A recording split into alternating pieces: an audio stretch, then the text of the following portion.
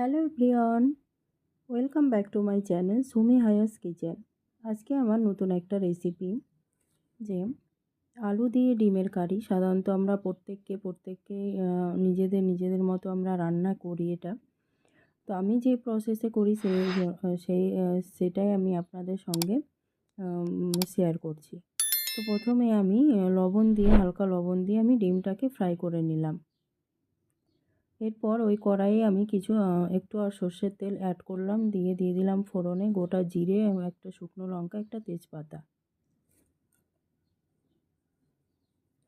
সঙ্গে আমি দিচ্ছি বাটা মশলা, আদা রসুন, আর আমি 3টে শুকনো লঙ্কা একসঙ্গে পেস্ট করে দিয়ে দিলাম। মশলাটাকে ভালো করে কষিয়ে নেব।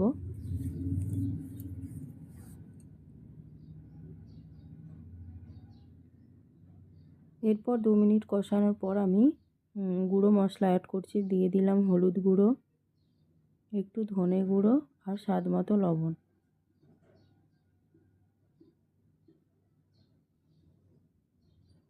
কিছুক্ষণ কষাতে থাকবো।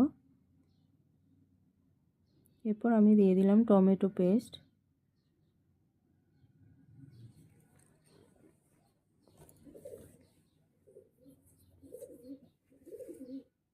দিয়ে আবার এটাকে আমি 2 থেকে 3 মিনিট কষিয়ে নেব, যতক্ষণ না তেল ছেড়েছে।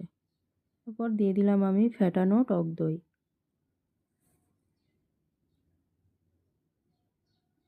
গ্যাসটাকে লো ফ্লেম করে আমি কিন্তু আস্তে আস্তে এটাকে ওপর নিচ করে মশলার সঙ্গে ভালো করে মিশিয়ে নেব।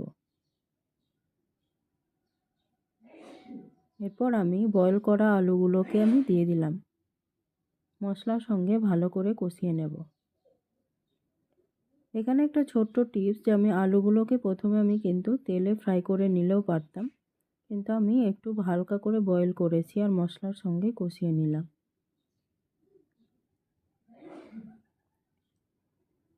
এরপর আমি দিয়ে দিলাম গরম জল। যেই জলটা ফুটে আসবে তখন আমি ডিমগুলোকে ছেড়ে দেব।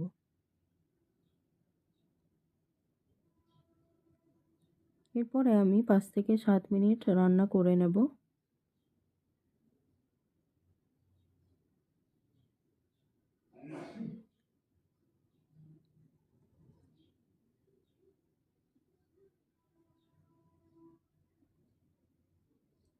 এরপর আমি নামানোর 5-7 মিনিট আগে দিয়ে দিলাম একটু কাসুরি মেথি